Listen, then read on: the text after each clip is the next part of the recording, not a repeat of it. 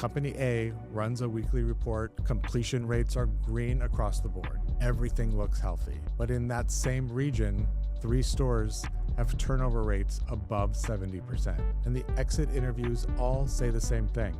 No growth, no path, no future that I can see. No one has connected those two things because the system was never built to ask that question. Company B runs a different report: completion and capability, manager check-ins, who's ready, who's stuck, and who has no visible next steps. They don't just track activity, they track the momentum. Now, Company A proves that training happened, but Company B proves it mattered, and the difference between going through the motions and actually growing. The work matters only if people can see where it leads. Welcome back to the new Retail in America podcast studio in Miami. And thanks for listening and staying with me for the real stories. His name is DeShaun. 4 years in retail, 2 with his current employer. He knows the stockroom better than anyone on the floor. He trains the new hires because no one else really has time. He's asked twice about moving into a team lead role. Both times he was told, keep doing great work. He's completed every training module his company has made available to him. The system says he's fully developed, but there are no more modules to complete. There's really no next step. So a competitor comes along, offers DeShaun a team lead role and a $2 an hour raise, and he takes it. And he took with him 2 years of customer knowledge, product instinct, and floor credibility. His company spent real money building this, but they spent zero money retaining him. And that loss never shows up as a line item on the P&L, but it shows up everywhere else. And DeShaun's story is not unusual. It's the default in our industry. And today I'm going to show you 2 versions of it: the retailer that lost him and the retailer that wouldn't have. This is Ron Thurston. This is Retail in America. This is the show about what's really happening in retail. Not the press release, not the earnings call, but the space between strategy and the person expected to execute it. Every episode, I break down into 3 human truths about retail, about technology, and about the people caught in between, because that's where the real story lives. And as always, every stat I reference is linked in the show notes. And if you want these episodes delivered right to your inbox, you can subscribe at ronthurston.com. But today's episode is built a little bit differently. And I'm not going to give you a framework. I'm going to show you 2 retailers making the same decision in opposite directions and letting the contrast do the work. So let's talk about Company A and Company B as composites, but built from real patterns, real data, real outcomes, and they could be any 2 retailers that you probably know, and one of them might be yours. But both of these companies invest in training, both have platforms, both have dashboards and onboarding programs, and on paper they look similar. But in reality, they're producing completely different outcomes. The difference is not a budget, it's not technology, it's the questions they are asking. Company A asks, did the associate complete the training? Company B asks, did the associate get better? Can they grow here?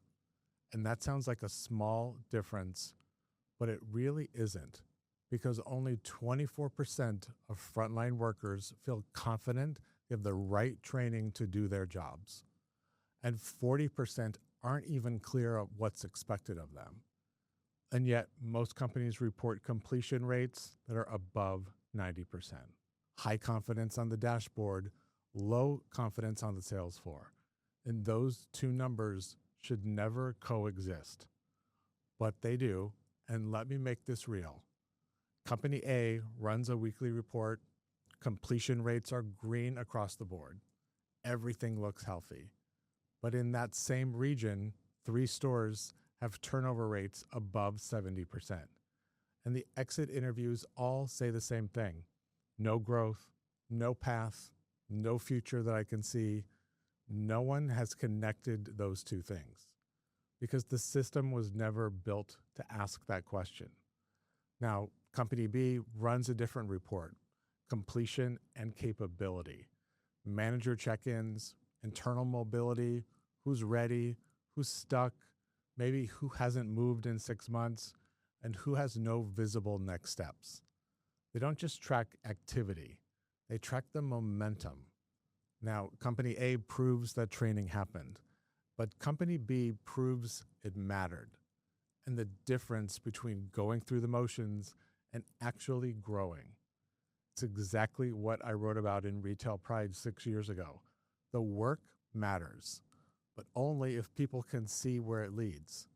And both companies bought platforms, they've spent money, same tools, same capabilities, different intention. Now, Company A has 22 modules in 2 weeks, all completed. And on day 15, a real customer situation happens, something that was messy, something unexpected, and the associate freezes because training told her what to do in theory, but no one really ever asked her how to apply it in reality.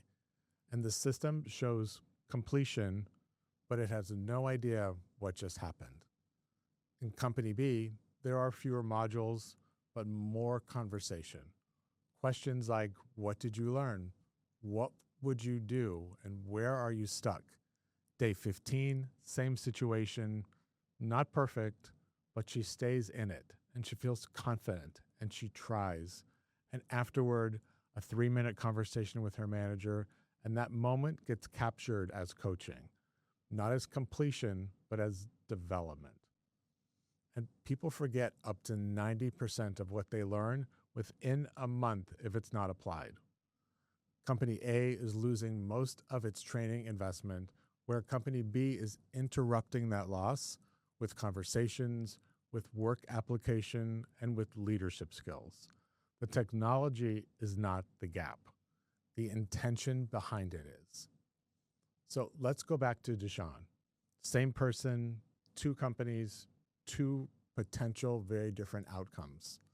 Company A would say he completes everything, he trains others, he asks about growth, he's told just keep doing great work.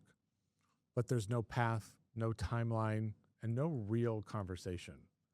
6 weeks later, he's gone. Company A calls it turnover. But it wasn't really turnover, it was neglect without a completion certificate. And Company B says, same conversation at 90 days. Where do you want to go? What are the skills that this role requires? Where are you today? And how do we close that gap? 6 months later, he's a team lead. But more importantly, this company sees him. And that changes everything. He believes there's a future here. And because of that, he shows up differently.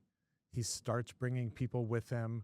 That's not just retention, that's multiplying the outcome, because most retailers listening to this are Company A, not because they don't care, but because completion is easy. It's easy to measure, it's easy to report, it's easy to defend, but the harder question is whether any of this is actually working. And you already know the answer, because from completion to capability, from compliance to confidence, from training to development, because training that measures completion is just compliance. But development that builds capability is belief. Most retailers don't have a training problem, they have a belief problem. And your frontline already knows the difference. And your company may have a belief problem, and your frontline already knows the difference. Sooner or later, every organization does. The only question is how much it loses before it does. I'm Ron Thurston. This is Retail in America. If this episode gave you a conversation to start, please share it. And until next time, invest in your people because they are your strategy.